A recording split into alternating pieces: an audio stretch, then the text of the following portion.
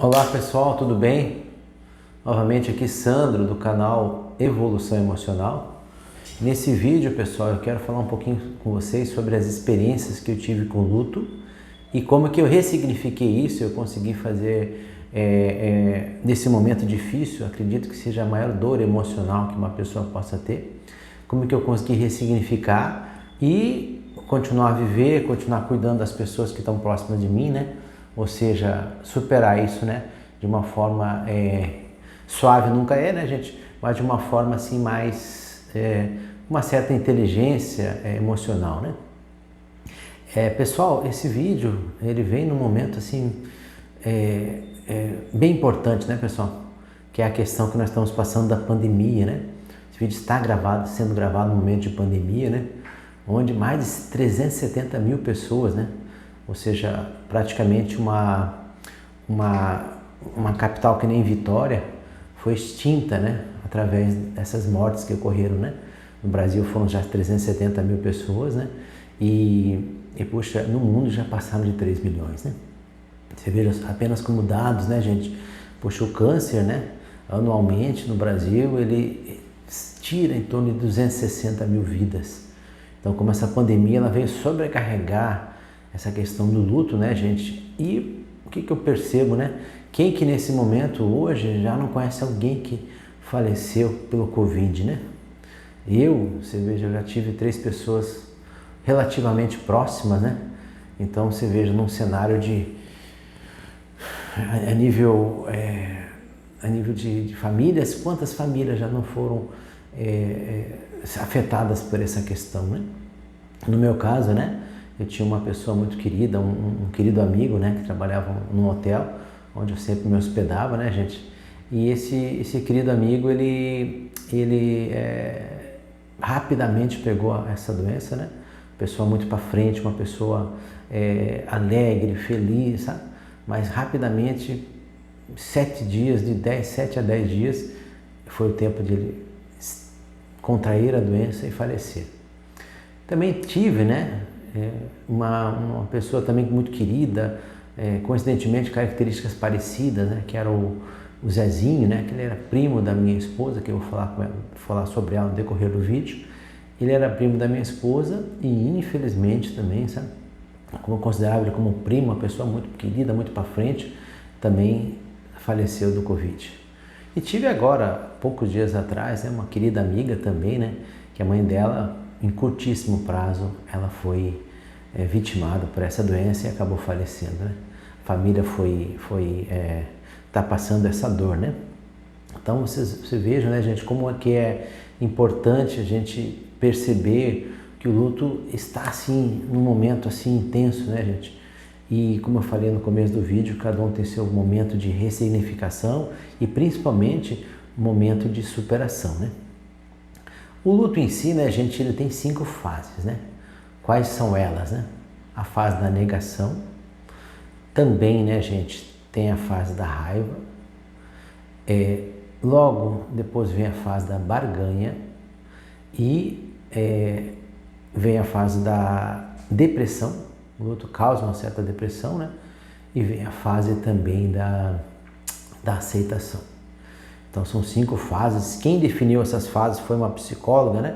Uma psiquiatra Elisabeth Ross, que é uma psiquiatra suíço-americana, né? Depois, inclusive, ela escreveu um livro ali, próximo a 1969, definindo essas fases, né? Ela trabalhava com doentes terminais e ela acabou fazendo esse relato e definindo as fases, né? A fase da negação, né, gente, é aquele momento que a pessoa não aceita a doença, ou não foi isso não foi com ela, essa coisa assim bastante complexa, né? Ou seja, não é comigo, essa coisa toda, né? A gente, parece que a ficha não cai, né? A fase da raiva é uma indignação com tudo e com todos, né? Por que comigo? Por que eu estou passando por isso, né? Por que nossa família foi atingida pelo luto, né? Uma fase também de muita indignação, né? Tem depois a fase da barganha, né? A fase da barganha é onde a gente tenta negociar e fazer até alguns compromissos, né? Com às vezes respeitando cada religião, mas vamos falar assim, às vezes um compromisso com Deus ou com a pessoa ou que o indivíduo considera como o seu criador, né? E a gente acaba fazendo uma barganha. Até interessante nesse caso da barganha, no meu caso, eu prometi que eu andaria 200 quilômetros, sabe, de uma cidade onde eu moro até outra, caso minha esposa, né, que veio a falecer, eu vou relatar sobre isso também, e ela superasse a doença e continuasse viva, né? Então eu fiz uma grande barganha, né? Depois vem a fase, né, gente, da depressão, né? Então a depressão é uma coisa que atinge, né? E entristece, a pessoa volta a remoer aquela situação toda, né? E acaba sendo fragilizada dentro dessas fases todas, né? Uma fase muito perigosa, né, gente? Que a pessoa tem que reagir, tem que conversar, tem que desabafar com os familiares, sabe? Tem que se unir com a família, com os entes queridos para poder superar isso aí, sabe? E também, né, tem a fase da aceitação, que seria a fase final do luto, né? Pessoal, só para vocês terem uma ideia, em torno de 2 a 3% das pessoas acabam não superando o luto até um ano, sabe? E seria até aí um transtorno de luto. Essas pessoas, é bem importante, né, gente, que elas procurem um profissional de saúde, né, um psicólogo, um psiquiatra, para que possam, né, gente, trabalhar um pouco essa situação, né, porque já é um prazo longo, né, gente. Considera-se acima de 12 meses já um transtorno de luto, né, uma coisa que tem que ser muito cuidada, né, gente. Eu vou falar especialmente de 5 lutos que eu tive na minha família, né, que me atingiram bastante, né, e como que eu depois na segunda fase da fala eu vou citar como é que eu ressignifiquei isso, sabe? Como é que eu fiz para ressignificar e como eu disse, né, continuar vivendo, né, gente, que a gente tem que estar buscando também as pessoas que ficam, né, levar cada vez mais amor, mais fraternidade, mais proximidade com essas pessoas, né?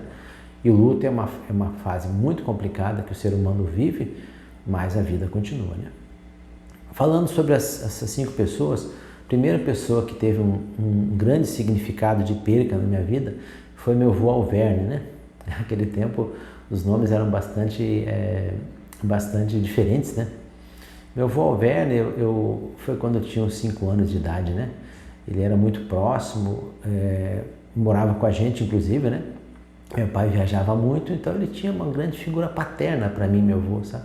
Durante aquele momento da minha infância ali, né, gente? Ele tinha uma figura assim muito próxima, até fazendo às vezes a figura de um pai, né, nesse momento ali. E o que ocorreu com meu avô Alverne? Ele, pelos relatos, né, gente, eu era muito novinho na época, né, mas pelos relatos ele acabou tendo um problema de pulmonar, possivelmente insuficiência pulmonar ou câncer no pulmão, né, e ele simplesmente se desconectou. Ele desconectou, nunca mais viu o vô. Foi uma coisa assim que ficou muito vazia, né? Até para uma criança dessa idade, a gente tinha essa visão da figura paterna, que ele estava muito presente comigo ali, né? E ele acabou se desconectando. E essa foi a primeira perca assim, que eu senti bastante, né? Depois foi minha avó Dioraci, outro nome diferente, né, gente? Dioraci. A minha avó, ela era uma pessoa que ela ficava muito no hospital, ela tinha um probleminha psiquiátrico, né? Ela tinha, naquele tempo, se estabelecia como esquizofrenia, talvez uma depressão bipolar, né? Mas tinha uma convivência conosco, né? Minha mãe cuidava dela, além dos filhos, tudo, né? Ela tinha uma convivência conosco e eventualmente estava em casa, ficava alguns dias, ficava no hospital, mas eu tinha um grande apego, uma grande proximidade com ela, sabe? Achava uma pessoa assim muito para frente, muito feliz, sabe? Às vezes tinha uma instabilidade de humor, mas eu tinha assim uma grande, talvez naquele momento também, né? Uma grande veneração pela minha avó, sabe? Minha avó nos deixou quando eu tinha em torno de uns 17 anos, mais ou menos, 16 para 17, né? Eventualmente eu ia buscá-la no hospital, trazia para casa, sabe? Era uma coisa assim muito... No hospital ela gostava de comer uns docinhos, ela gostava de... A gente sempre tava com chocomilk, né? Gostava naquele tempo do caracu, né? Minha avó era uma querida, né? E ela teve também um probleminha pulmonar e ela acabou nos deixando, sabe? E depois, né, gente, eu tive a perca do meu pai. Meu pai, né, ele foi, durante uma certa fase da minha vida, ele foi um grande amigo, sabe? Mas antes eu tinha, não é que eu não conhecesse meu pai, mas meu pai era muito ausente, porque ele teve sérios problemas com o alcoolismo, né? Então, o alcoolismo é uma coisa assim grave, né, gente? Até depois eu quero ver se eu faço um vídeo no canal sobre isso. Por quê? Porque às vezes ele vem de geração em geração, né, gente? Meu pai, no caso, ele viajava bastante, por isso que eu falei da questão paterna do meu avô, né, como eu senti falta disso, né? E ele tinha esses hábitos de bebida que inclusive chegou a virar internamento, né? E eu percebi que isso aí acabou entrando na nossa família, essa questão do alcoolismo, né? Inclusive comigo, né? Eu acabei conseguindo, através também de perceber que isso não me agregava, né? Eu também gostava dessa coisa de conviver com o álcool, né, gente? E também depois meu filho, né? Meu filho mais velho, né? Eu tenho 3 filhos, né? Meu filho mais velho acabou pegando esse hábito, sabe? Hoje, graças a Deus, meu filho, recentemente, por opção própria, ele abriu mão da bebida, né? Ele acha que não agrega nada para ele, e eu há algum tempo também não vejo que para mim não me agrega, e inclusive com esses cuidados, né, gente, com essa questão talvez hereditária, né, que a gente tem que ter uma certa atenção. Então, o alcoolismo é uma coisa grave, né? E meu pai tinha esse problema do alcoolismo, sabe?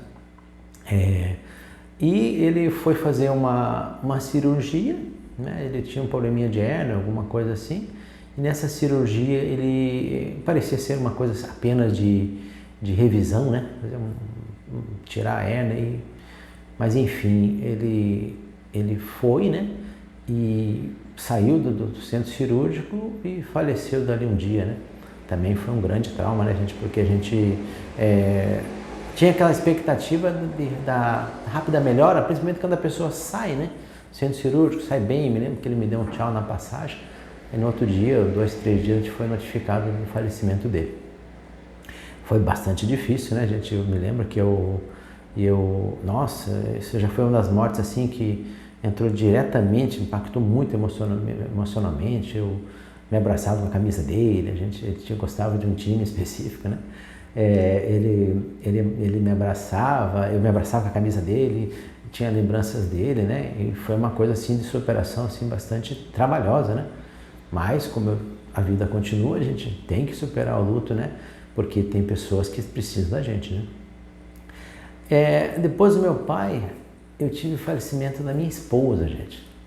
Minha esposa, né, ela foi vitimada pelo câncer de mama, sabe? Hoje eu sou um viúvo do câncer de mama, né? Inclusive, estudei muito sobre o câncer de mama, né? Até objetivando, né? Contribuir, auxiliar, sempre respeitando a questão dos médicos que são capacitados para isso, mas estudei bastante essa situação, né? O câncer de mama dela, como diz, né? Ele parecia uma coisa simples, né? Ela verificou um nódulo no seio e o nódulo, ele parecia alguma coisa assim de pequeno, como eu vou falar para vocês, de não tanto significado, né? Podia ser um cisto, alguma coisa assim, né? E daí ela foi verificar esse nódulo e tinha um tumor, né? Quando foi visto isso, né? A gente passou por uma avaliação com o médico e já foi sugerido, né, se retirar um pedaço do seio dela, né? E esse pedaço do seio tinha que ser feito de forma rápida, né, gente? E entrar na questão da quimioterapia e já da radioterapia, né? Foi feito tudo isso, o acompanhamento foi rápido, apesar do tumor já ter uns 2 a 3 centímetros, né? 2 centímetros e pouquinho. E ok, ela fez um tratamento em torno de 2 anos e daí depois de 2 anos ela saiu de todos esses tratamentos, né?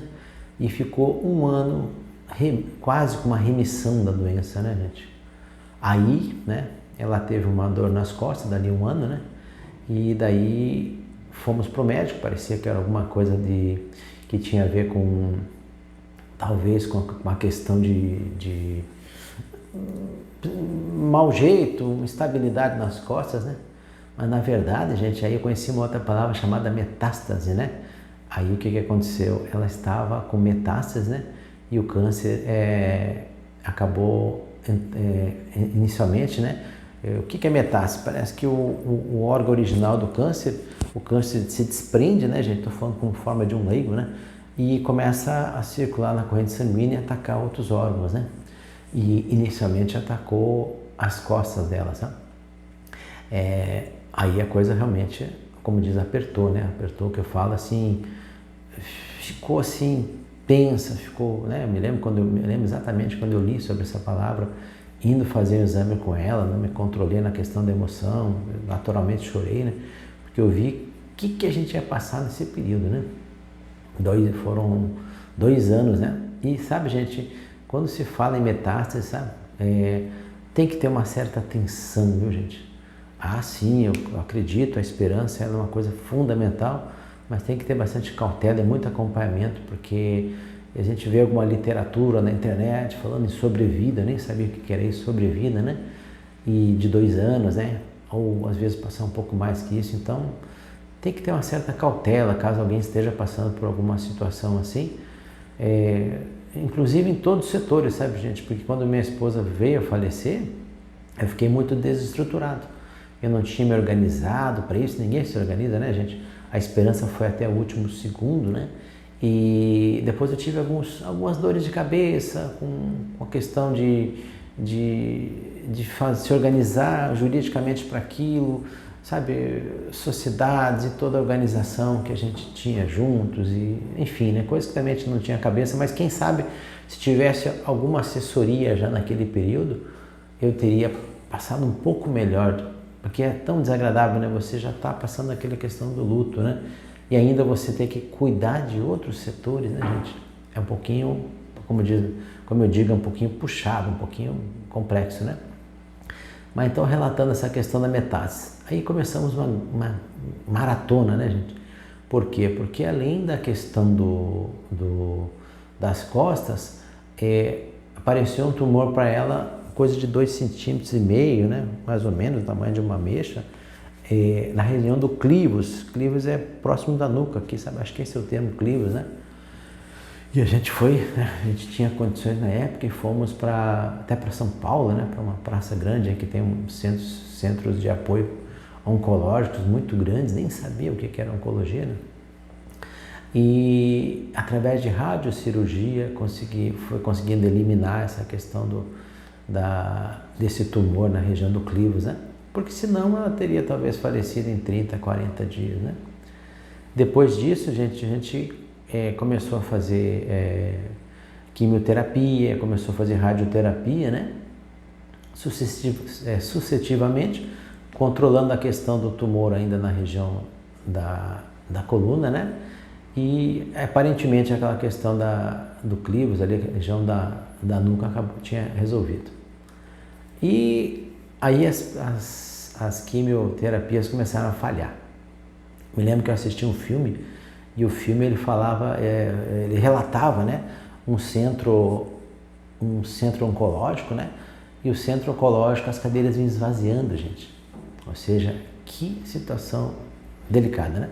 Ou seja, eu não entendi o porquê daquilo, né? Por que as cadeiras vão esvaziando, né? As pessoas, será que vão para outro local e tudo, né? Assisti com meus filhos, até com a esposa naquele momento. Na verdade, o esvaziamento das cadeiras, que as pessoas estavam falecendo, né? Então é um momento assim bem complexo, né?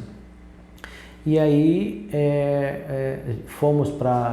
fizemos esse tratamento na questão da coluna, manutenção, né? Aí me lembro que tinha uma injeção chamada Herceptin, e caso, né, dentro dos carcinomas, o carcinoma dela se encaixasse com isso, poderia vir uma cura, né? Infelizmente não aconteceu. Eu fiquei bem estudioso, sabe, gente? Eu me dediquei bastante nesse período, e dentro do possível, né, do meu conhecimento como leigo, né? Mas eu sempre estava muito aprofundado com os médicos, em possibilidades, em condições de tentar ajudá-la, né? Ajudar a mãe dos meus filhos e minha esposa, né? Mas as coisas não foram do jeito que a gente esperava. Por quê? Porque depois voltou alguns tumores aí na região do cérebro, ela voltou a fazer radiocirurgia, que também é algo que tem bastante efeito colateral, muitas dores, mas ainda bem que tem, né, gente? Ainda bem que tem. Mas ele dá bastante dores, sabe? Ela é feito a laser, assim, então foi feita uma radiocirurgia, um tratamento oneroso, né? E ela conseguiu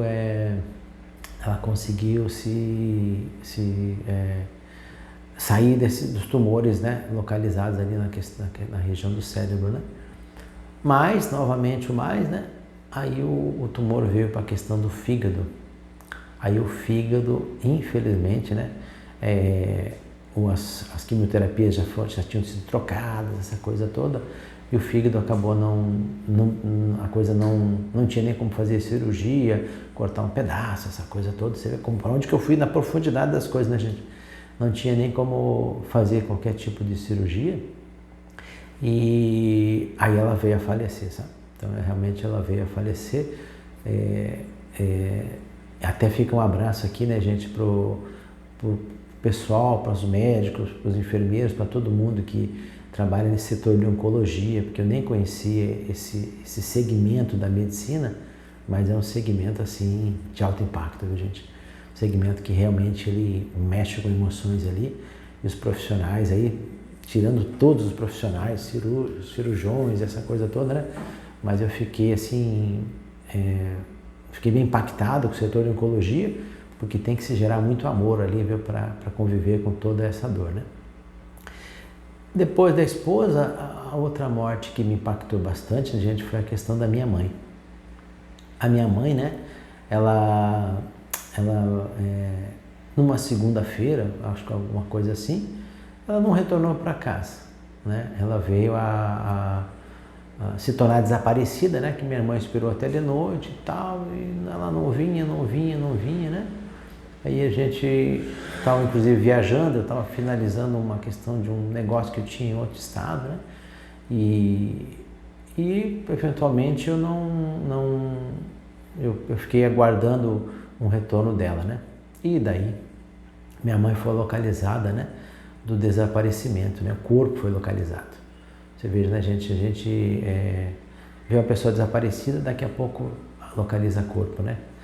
E isso foi bem complexo, bem difícil, né, gente? Porque minha mãe era super saudável, assim, aparentemente não tinha nenhuma convalescência, né? Foi outra morte duríssima, né? Quando a morte é dura, né, gente? Não tem, né? Eu sempre pensava, né? Poxa, o que é mais fácil, né? Perder uma pessoa de forma lenta ou de forma rápida? E tive essas duas experiências, né, com a minha esposa, 5 anos de tratamento, e com a minha mãe, desaparecimento, que veio a um falecimento. Não tem resposta, sabe? Depois que eu tive essa nova experiência, que ambos os lutos, eles têm deixam bastante, que eu chamo de cicatrizes emocionais, mas que a gente consegue ressignificar, sabe, gente? Isso é o mais importante, né? E daí minha mãe foi localizada, ela aparentemente, por tudo que mostrou, ela foi vítima de um latrocínio, né? Ela foi localizada dentro de um rio, você vê que situação pesada, né? E aí veio várias situações de sair rapidamente da onde eu estava viajando, vim participar naturalmente na questão do velório dela, tudo, né? E aí passamos esse impacto emocional, né, gente? Ou seja, como, né, ressignificar uma morte assim também, né? Minha mãe era cuidadora de uma irmã minha que tem problema de saúde, sabe? Ou seja, ela era, minha outra irmã, inclusive, minha mãe exercia a curatela dela, sabe? E a coisa ficou dessa forma, né? Uma desconexão brusca, né? Me recordo quando eu fui no velório da minha mãe, né? Não entendia o que estava acontecendo, porque a gente é bem, como se diz, às vezes a gente até fica meio fora do ar, né, gente? O certo é essa, né? Mas minha mãe, ela estava muito úmida, sabe? Parecia que o corpo estava úmido. Depois fiquei sabendo da questão do rio, né? Ou seja, ela foi na cidade que ela morava, né? Ela teve essa situação aí de possivelmente um latrocínio, né? Então foi uma coisa bastante complexa. Mas, gente, todo esse vídeo, ele tem um maior objetivo, sabe? a questão da ressignificação, sabe? Eu durante eu sou muito autodidata e tenho algumas formações, né, gente? Eu sempre busquei esses conteúdos emocionais, né, para estar preparado, né, para momentos difíceis, né? Eu tenho muita história para contar de questões emocionais aqui que eu já passei, né? O vídeo de ansiedade relatou algumas coisinhas, né? E isso, uma das coisas que eu aprendi, gente, é a ressignificação, sabe? E através da visualização e o poder da visão mental. Porque quando a gente ressignifica um evento, a gente consegue colocar um outro peso no momento certo, respeitando as fases do luto que foram faladas, né, gente? A gente passa mais rápido por aquilo, sabe?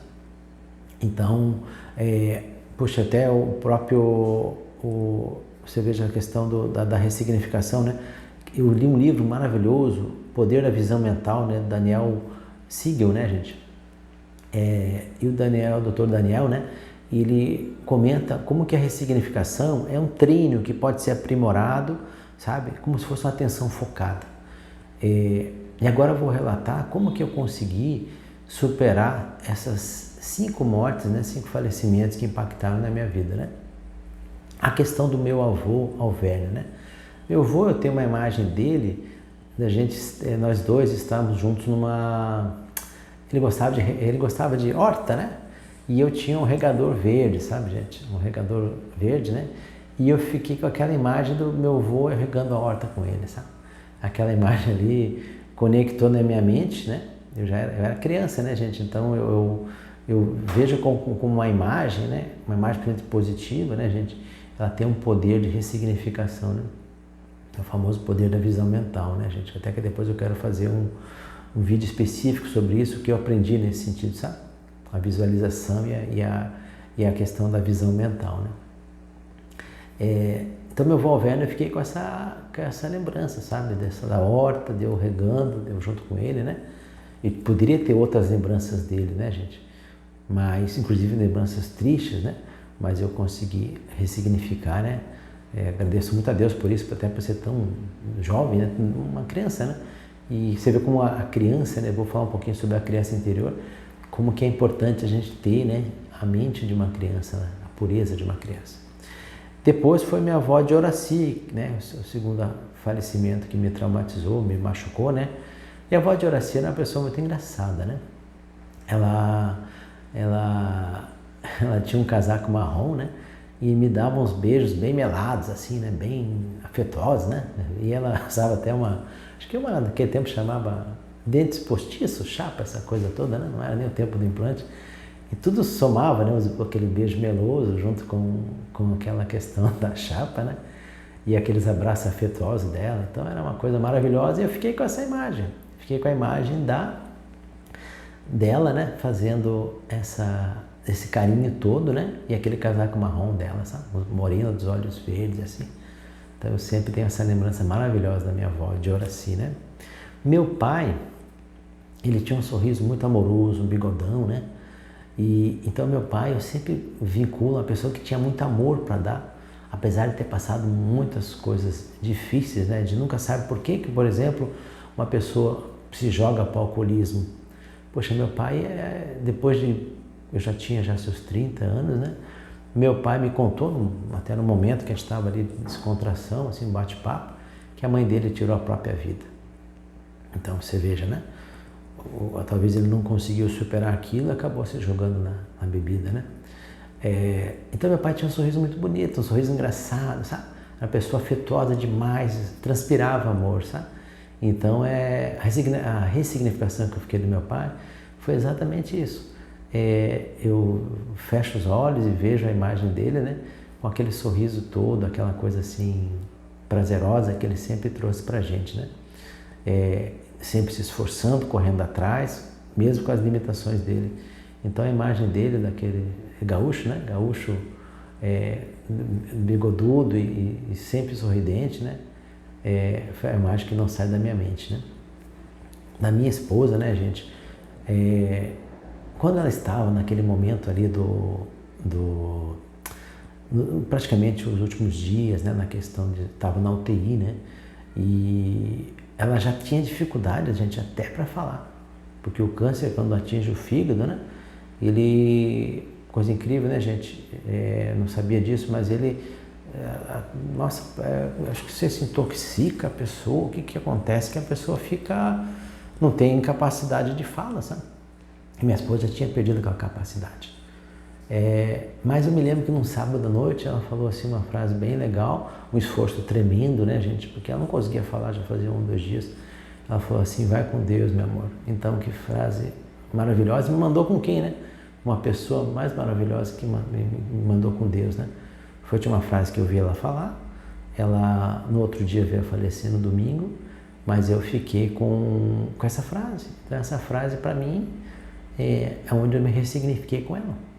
Poderia a gente ter olhado todo aquelas situações da químio, poxa, 5 anos de tratamento, 2 anos de tratamento árduo, sabe? Que a questão porque eu falei um pouco sobre a questão da metástase, né? Se eventualmente alguém está passando alguma batalha com algum doente terminal, né, gente? Começar a exercitar essa coisa da ressignificação, dos apegos nos melhores momentos, porque o doente terminal é família, ela convalesce muito, né, gente? Então eu tinha várias imagens para me associar com a perca da esposa, mas eu me associei com essa frase: vai com Deus, meu amor. E essa frase sempre está comigo, né? E minha mãe, né? Minha mãe, eu consegui, né, gente, através dessa imagem mental, desse treino, né? Porque a ressignificação, né, e a imagem mental é um treino, né, gente, que você faz no momento que aquela imagem ruim vem, né? Eu tinha várias imagens ruins da minha mãe, né? Em que sentido, né? Poxa, questão do corpo, quando eu vi ela, Deus me poupou até de não fazer a questão de reconhecimento de corpo, eu não estava na cidade, sabe? Mas o momento que eu vi ela com aquela aparência, né? Na questão de estar no Rio e tudo, né? Mas eu consegui, sabe, gente, ressignificar isso através de uma coisa assim muito interessante. Eu, quando fecho os olhos, eu vejo minha mãe e vejo Jesus do lado dela. Então eu consegui ressignificar a minha mãe, e agora quando eu abro os olhos também, eu olho para cima e eu consigo visualizar isso. Vejo como é que é o poder da mente, né? E eu consigo... Isso foi que rapidamente me colocou assim, sabe? Numa forma de... Porque vinham muitas imagens ruins, sabe, gente? Vinha um questionamento de pessoas e aquela coisa... Pessoas queridas que, inclusive, estavam preocupadas com tudo que aconteceu, né? Foi uma, como se diz, uma tragédia, né? Mas eu consegui ressignificar desse jeito, através da visão mental, né? E essa coisa da imagem dela com Jesus, né? Sempre, inclusive, sorridente, né? Detalhes, né, gente? Como a gente consegue trabalhar até detalhes nas imagens, né? E quando eu falo de criança interior, né, gente? Eu percebo que lá, né, quando eu tinha meus 5 anos, eu conseguia ter essa leveza, ou seja, guardar só o primeiro momento do meu avô, né? Aquele momento especial de regando a horta, né? E conseguir ressignificar todos esses momentos aí, eu acho que é o despertar da criança interior. Ou seja, se você viver de uma forma mais leve, né? Se você brincar mais, né, gente? Quando a gente brinca, a gente tem vários momentos do cérebro que se despertam. Diz que a criatividade ela é muito melhorada quando a gente brinca, né? Até o próprio Einstein, né, gente? Ele falava que a fantasia ela superava para ele a questão dos dons e dos talentos que ele tinha, né? Então, quando ele estava num momento de fantasia, de brincadeira, ele citou isso, né? Que ele gostava muito desse momento, né? E teve um filme que eu assisti recentemente que chama-se O Milagre da Cela 7, né? Um filme maravilhoso, recomendo muito, né? É um filme que tem um rapaz, né? E ele tem um problema talvez um retardo, alguma coisa cognitiva ali, né? Ele vive como se fosse uma criança, sabe? E passa umas batalhas com a filha dele e tudo, né? Depois fiquei acho que uns 6 meses falando lingo, porque o filme é bem impactante, né? E aquele filme mostra, né, gente, respeitando, lógico, a doença dele, a questão da criança interior que a gente tem que estar com ela sempre, sabe, gente? porque isso nos faz viver mais leve, né? Então a brincadeira, né, ela aumenta a capacidade cognitiva, né, gente? Ela é muito recomendada, né? E o lúdico é uma coisa muito importante. Então fica essa recomendação, inclusive, desse filme, né? E respeitando todas as crenças, né, gente? Respeitando todas as religiões, todos os simbologismos com respeito à questão da morte, né? Eu, particularmente, minha esposa, ela pediu para ser cremada e depois a gente acabou levando num caminho que ela gostava de caminhar e tal, né? Ela gostava de correr, caminhar, nós levamos cinzas, né? Então isso foi uma certa simbologia, né? Mas eu, particularmente, gente, eu gosto de comemorar o nascimento das pessoas, sabe? Eu coloco nisso a esperança, sabe? Quando eu me lembro do nascimento dela, meu avô Werner, não me lembro realmente, porque faz muito tempo, né? Minha avó de Horaci, mas meu pai, minha mãe, né? A esposa, né? Então eu sempre vinculo o nascimento, né, gente, como uma coisa assim de renovação de esperança. Eu não consigo estar naquele foco de, né, respeitando crenças, religiões, né, gente, mas eu não consigo estar focado nessa coisa de observar o dia da morte, daquele dia fazer um dia de luto de novo, né? Porque o luto, como foi falado, né, durante o vídeo, ele tem 5 fases, né, gente? A gente não pode estender mais do que isso, porque tem pessoas que precisam da gente, tem pessoas que contam com a gente, né? Então a gente, como diz, né, os mortos cuidam dos mortos e os vivos cuidam dos vivos, né? Ou seja, devemos continuar, né, gente? Se fortalecendo na esperança, né? Porque a esperança é que nos traz, inclusive, motivação, né? Ok, gente? Agradeço muito, tá? Tenho certeza que foi difícil fazer esse vídeo. Espero ter contribuído com vocês, né, gente? Quem gostou, se puder dar um joinha, se puder passar esse vídeo para frente, principalmente nesse momento aí de pandemia, que eu tenho certeza que tem muitas famílias que estão sendo enlutadas, mas tenho mais certeza ainda que quanto mais rápido elas ressignificarem essa difícil perca, que cada um tem seu tempo, mais rápido elas vão conseguir voltar a sorrir, tá? Tudo de bom e até a próxima.